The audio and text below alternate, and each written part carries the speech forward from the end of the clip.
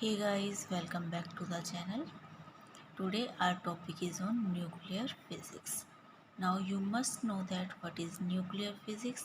And nuclear physics is study of nucleus. Now what is nucleus?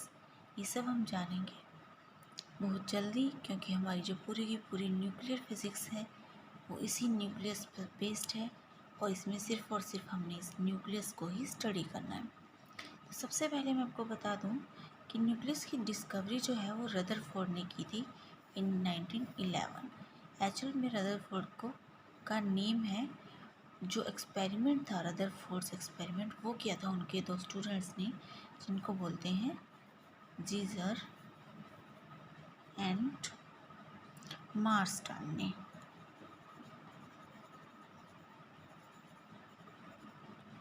Okay, इसलिए father of nuclear physics Rutherford को ही कहा जाता है। और रदरफोर्ड का जो फेमस एक्सपेरिमेंट है वो आपने +1 +2 में भी पढ़ा होगा और एटॉमिक फिज़िक्स में भी हम उसको स्टडी करेंगे। फिर भी उसका एक बेसिक रिव्यू ले लेते हैं। फॉर एग्ज़ाम्पल, एक बॉक्स था, ओके, लेड का बना हुआ, और उसके अंदर एक रेडियो एक्टिव मटेरियल रखा गया लाइक रेडियम, जिसमें से अल्फ़ा पार्टिकल्स का डीके हो रहा हो। और उस जो अल्फ़ा पार्टिकल्स था उनको एक कोलिमेटेड बीम बनाकर, यह है कोलिमेटर्स, तो उस कोलिमेटर्स के थ्रू पास करते हुए एक कोलिमेटेड बीम बनाकर उसे थ्रो करवाया गया एक गोल्ड की शीट पे। अब गोल्ड की शीट क्यों ली गई? गोल्ड की शीट्स की एक थिन फॉइल थी, और गोल्ड ही क्यों चूज़ किया गया? क्योंकि गोल्ड की जो शीट है, मीन्स जो गोल्ड एलिमेंट है, उसको बहुत पतली, बहुत थिन शीट्स में हम डिराइव कर सकते थे, उसको बना सकते थे। तो इससे कुछ एक्सपेरिमेंटल ऑब्जर्वेशंस ली गई और उससे कुछ कंक्लूजन्स निकाले गए। उसके बारे में मैं आपको भी बताती हूँ।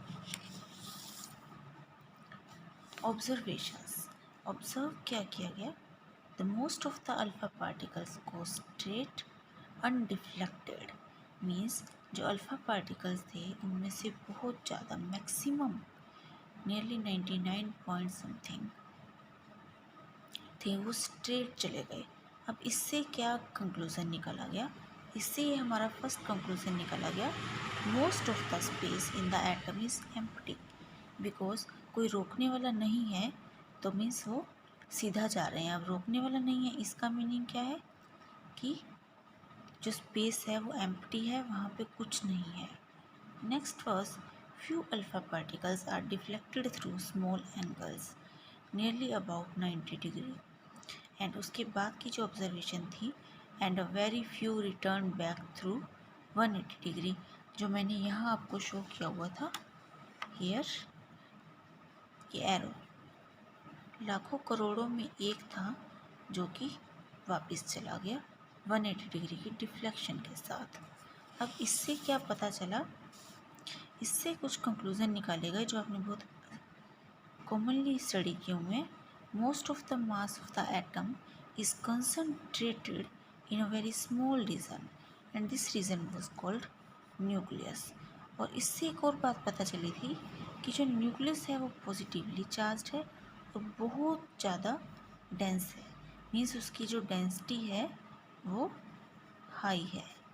ओके, और ये जो ग्राफ है जो मैंने यहाँ ड्रॉ किया है, ये भी आपने स्टडी किया होगा ऑलरेडी।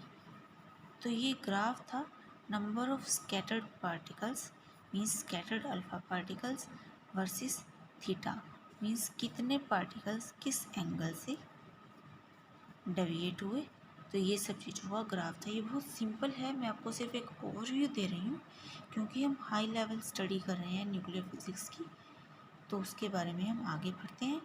क्या हुआ आगे? आज का लेक्चर हमारा ओवरव्यू पे ही बेस्ड रहेगा।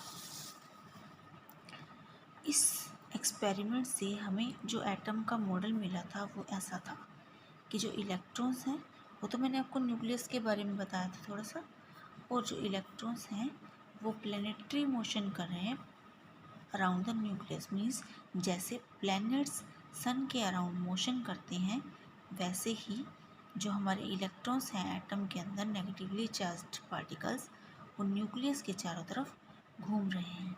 और जो सेंटर में मैंने यहाँ स्पेस छोड़ा, दिस इज न्यूक्लियस, जो कि उसके कोर में है। ओके, जस्ट लाइक सन हमारे सोलर सिस्टम का पार्ट है। अब आगे है कंपोजिशन ऑफ न्यूक्लियस, मीन्स जो न्यूक्लियस है वो किस किस चीज़ से मिलकर बना है। न्यूक्लियस की जो कंपोजिशन है दैट इज़ ऑफ न्यूक्लियॉन्स।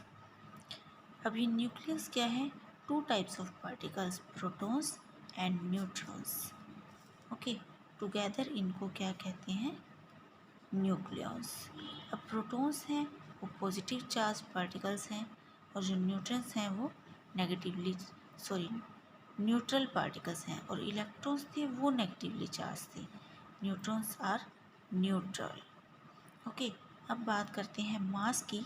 तो मास ऑफ प्रोटॉन जो है वो है 1.672631 मल्टीप्लाई 10⁻⁻37 kg, किलोग्राम्स में दिया हुआ है। Same this way mass of neutron जो है वो 1.674928 मल्टीप्लाई 10⁻⁻37 किलोग्राम से। अब जो मेन बात है नोटिस करने की वो ये है कि mass of neutron is greater than the mass of proton, चाहे बहुत कम फैक्टर से है, but there is a difference.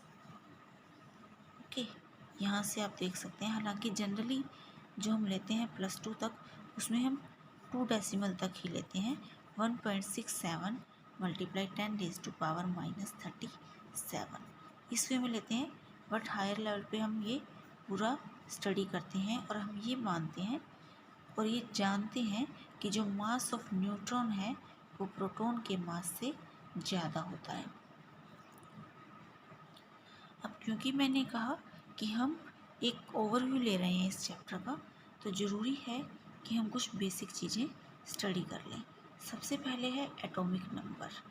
Atomic number क्या होता है, number of protons inside the nucleus. Atomic number is equal to number of protons, और generally एक न्यूट्रल एटम में नंबर ऑफ इलेक्ट्रॉन्स भी इसके इक्वल होते हैं, और इसको डिनोट करते हैं Z से। Next is mass number denoted by A। Mass number denote करता है मास को। Okay, number of protons plus number of neutrons. और कैसा है ये, A is equal to Z plus N। अब इसकी रिप्रेजेंटेशन एटम की फॉर्म में कैसे करते हैं, लाइक A जो है मास नंबर है, और Z एटॉमिक नंबर है, और X chemical symbol. Mass number को यहाँ लिखते हैं 14, मीन्स इसका जो मास नंबर है वो क्या है, 14 है। 7 यहाँ पे एटॉमिक नंबर है, और ये जो है नाइट्रोजन का केमिकल सिंबल है। ये बहुत बेसिक डेफिनेशंस हैं जो आपके लिए समझना और जानना ज़रूरी है। स्टडी करने के लिए आप स्क्रीनशॉट भी ले सकते हैं। एक और basic concept that is classification of nuclei, means nucleus की क्लासिफिकेशन के बारे में हम स्टडी कर रहे हैं। फर्स्ट जो है वो है isotopes. Nuclei with same atomic number and different mass number, यानी जो एटॉमिक नंबर है वो सेम रहेगा और जो मास नंबर है वो डिफरेंट रहेगा। और क्योंकि एटॉमिक नंबर सेम होगा तो ये जो एटम्स हैं ये इस सेम एलिमेंट से ही बिलोंग करेंगे। जैसे कि यहाँ मैंने दिखा रखा है, हाइड्रोजन के 3 आइसोटोप्स हैं, प्रोटियम, ड्यूटेरियम और ट्रिटियम हम इनको बोलते हैं। तो ये काफ़ी इम्पोर्टेंट माने जाते हैं, इनको हम बहुत बार स्टडी करते हैं। एक सेकेंड। और दूसरे 2 जो मैंने दिखा रखी हैं वो हैं ऑक्सीजन के, और इनकी खास बात होती है ये बिलोंग करते हैं सेम एलिमेंट से, और जो पोजीशन है इनकी पीरियोडिक टेबल में वो भी सेम होती है। आपने देखा होगा पीरियोडिक टेबल में हाइड्रोजन जो है वो एक ही जगह पे होता है, कभी भी 3 बॉक्सेस या 3 जो उसकी पोजीशंस हैं उसको नहीं दी गई हैं। तो ये क्या करते हैं, सेम पोजीशन ऑक्यूपाई करते हैं पीरियोडिक टेबल में। Next is isobar, nuclei with same mass number but different atomic number. इसके एग्जाम्पल हैं carbon and nitrogen. Mass number same है और एटॉमिक नंबर डिफरेंट है, तो इसलिए वो किससे बिलोंग करते हैं, डिफरेंट एलिमेंट से, या डिफरेंट एलिमेंट होते हैं ये। Okay, next is isotones, nuclei having same number of neutrons. इसके एग्जांपल्स हैं कार्बन एंड नाइट्रोजन। कार्बन का जो एक आइसोटोप है वो लिया है हमने कार्बन 13, और ये जो नाइट्रोजन है इसमें भी नंबर ऑफ न्यूट्रॉन्स, दोनों में एक्चुअली नंबर ऑफ न्यूट्रॉन्स आप देख सकते हैं, ये क्या है, मास नंबर। ओके, ये है हमारा एटॉमिक नंबर। तो जो नंबर ऑफ न्यूट्रॉन्स होंगे 13 - 6, वो यहाँ पे कितने होंगे, 7। और इस केस में भी जो हमारे नंबर ऑफ न्यूट्रॉन्स हैं वो कितने रहेंगे, 7 ही रहेंगे। ओके, तो ये दोनों आपस में क्या है, आइसोटोन्स। और अब हम पढ़ रहे हैं मिरर न्यूक्लियाई, जो अच्छा टॉपिक है काफ़ी, इसके बारे में सबको पता होना चाहिए और इम्पोर्टेंट भी है ये। Nuclei with same mass number but with number of protons and neutrons interchanged, यानी कि मास नंबर तो उनका सेम रहेगा और जो नंबर ऑफ प्रोटॉन्स और नंबर ऑफ न्यूट्रॉन्स इंटरचेंज हो जाएंगे। ये कैसे होगा, ये हम इस एग्जांपल से समझते हैं। कि बेरिलियम है, ओके, इसका मास नंबर है 7, लिथियम मास नंबर 7, बेरिलियम का जो एटॉमिक नंबर है दैट इज़ 4, और जो नंबर ऑफ न्यूट्रॉन्स हैं इसके अंदर वो कितने हैं, 3। अब लिथियम की बात करें, एटॉमिक नंबर 3 है और मास नंबर 7 है, इसमें नंबर ऑफ न्यूट्रॉन्स कितने हैं, 4। तो देखिए जो इसमें नंबर ऑफ प्रोटॉन्स थे वो इसमें नंबर ऑफ न्यूट्रॉन्स हैं, तो ये आपस में इंटरचेंज हो गए, number of protons and number of neutrons, तो इनको बोलते हैं मिरर न्यूक्लियाई। ओके, तो इसकी कुछ खास प्रॉपर्टीज़ हैं जो हम अब बात करें, थोड़ी हाई लेवल की तरफ हम आ रहे हैं। If A is equal to odd, याद रखिएगा ये प्रॉपर्टी सिर्फ तभी सेटिस्फाइड होती हैं जब ए जो है वो ओड हो। तो जो ए है वो किसके इक्वल होगा, Z1 का स्क्वायर माइनस Z2 का स्क्वायर, जिसमें हम Z1 जो है बड़े वाला लेते हैं और Z2 स्मॉल वाला। अब इस एग्जांपल से मैं एक्सप्लेन करती हूँ। इसका एटॉमिक नंबर है 4, इसका है 3।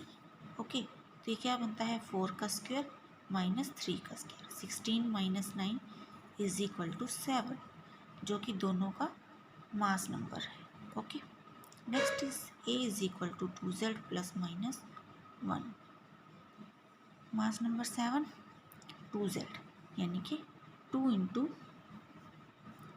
4 - 1 करेंगे तो भी 7 आएगा। और इसका केस लेते हैं, जब Z 3 है तो यहाँ पे 2 × 3 - 1, ये भी क्या होगा, 7। नेक्स्ट ये है कि जो एटॉमिक नंबर्स हैं उनका डिफरेंस प्लस माइनस 1 होता है, यानी ये 4 और ये 3। ओके, या 3 - 4 करेंगे तो क्या आएगा, माइनस का 1, और इसका मोड ले लेते हैं तो ये क्या आएगा, simply 1। And remember only one thing, कि ये जो रूल है ये सिर्फ ओड मास नंबर के लिए ही वैलिड है, इवन मास नंबर के लिए वैलिड नहीं है। आज के लिए इतना ही, और जैसा कि मैंने आपको बताया था ये बहुत बेसिक सा ओवरव्यू था। Thank you so much for watching the video. अगले लेक्चर में और अगली वीडियो में हम थोड़े हाई लेवल की न्यूक्लियर फिजिक्स की बात करेंगे। Thank you so much.